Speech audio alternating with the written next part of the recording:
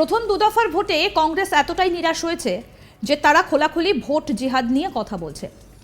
শুক্রবার বর্ধমানের সভায় বর্ধমান দুর্গাপুর কেন্দ্রের বিজেপি প্রার্থী দিলীপ ঘোষ ও বর্ধমান পূর্বের প্রার্থী অসীম সরকারের সমর্থনে সভায় এই মন্তব্য করেন মোদী।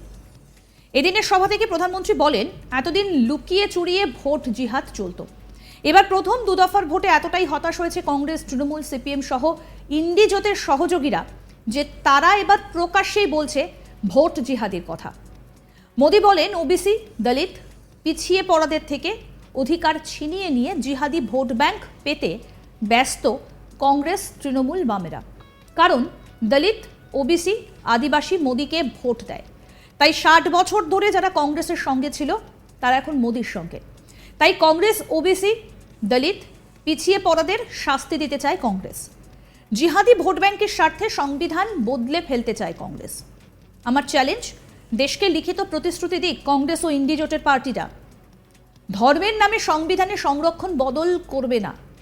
যেখানে এদের রাজ্য সরকার আছে সেখানে ধর্মের নামে মুসলমানদের সংরক্ষণ দেওয়া হবে না। কি বলছেন প্রধানমন্ত্রী নরেন্দ্র মোদী, শুনবো। हमारे संविधान की मूल भावना है कि भारत में धर्म के आधार पर आरक्षण नहीं दिया जाएगा। ये निर्णय संविधान सभा ने बहुत सोच विचार कर किया था। बाबा साहब आंबेडकर ने भी जीवन भर धर्म के आधार पर आरक्षण के खिलाफ बहुत कुछ कहा है, लेकिन कांग्रेस देश में धर्म के आधार पर आरक्षण देने की साजिश कर रही है। ये एससी, एसटी, ओबीसी के हक का आरक्षण उनसे छीन करके अपने खास वोट बैंक, जिहादी वोट जहां से मिलने वाला है, उनको देने के लिए संविधान बदलना चाहते हैं। मैंने सोचा, कांग्रेस इतना पागलपन क्यों है उसके विषय में। तो मैंने कुछ लोगों को पूछा, मैंने कहा भाई क्या ये क्यों ऐसा कर रहे हैं।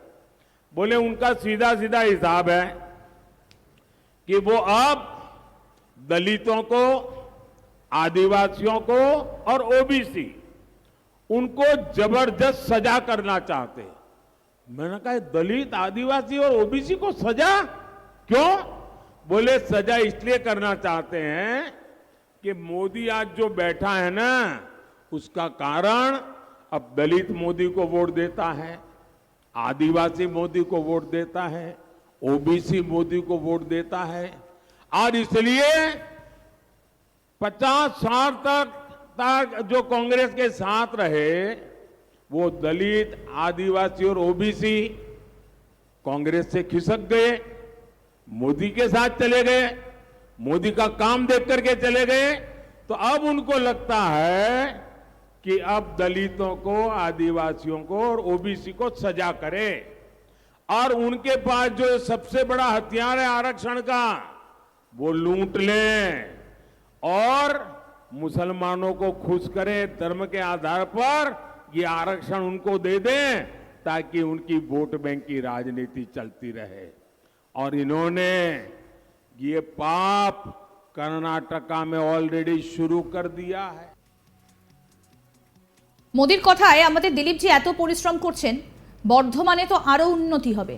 আমি চাই ধানের ক্ষেত্রে বর্ধমানে আবার জয় জয়কার হোক। এই বিষয়ে কি বলছেন প্রধানমন্ত্রী নরেন্দ্র মোদী, শুনবো। हमारे दिलीप जी इतनी मेहनत कर रहे हैं, यहां तो वर्धमान में और ज्यादा बढ़ेगी। मैं चाहता हूं धान के कटोरे के रूप में वर्धमान की फिर से जय जयकार हो। मैं चाहता हूं इंडस्ट्रियल सिटी के रूप में दुर्गापुर की पहचान देश में ही नहीं दुनिया में सशक्त हो। साथियों, बीते 10 साल में महिला स्वयं सहायता समूहों से 10 करोड़ महिलाएं जुड़ी हैं। मोदी ने इन्हें लाखों करोड़ रुपए की मदद दी है। आज ये स्वयं सहायता समूह अपना व्यापार कारोबार फैला रहे हैं। मोदी ने इन समूहों की 3 करोड़ बहनों को लखपति दीदी बनाने की गारंटी दी है।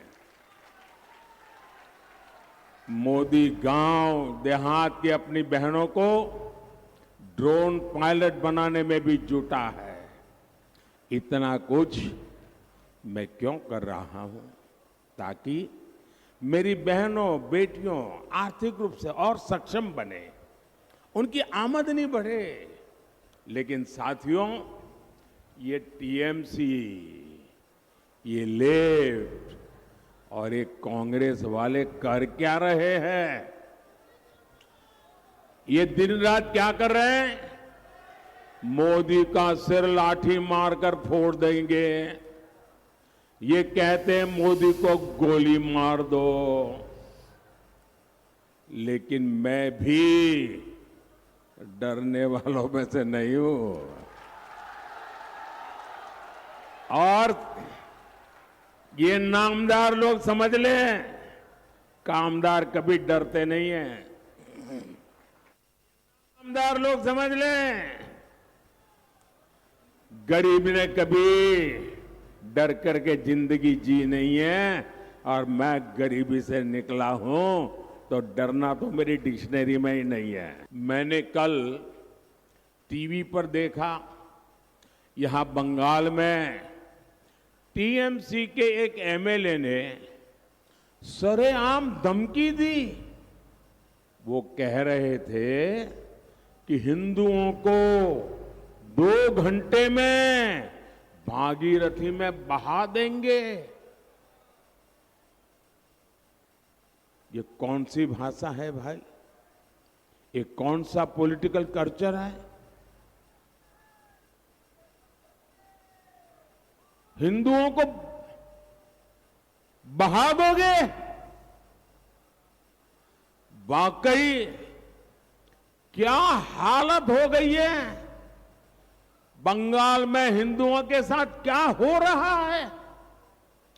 ऐसा लग रहा है यहां हिंदुओं को बंगाल में टीएमसी की सरकार ने यहां हिंदुओं को 2ম दर्जे का नागरिक बना करके रख दिया।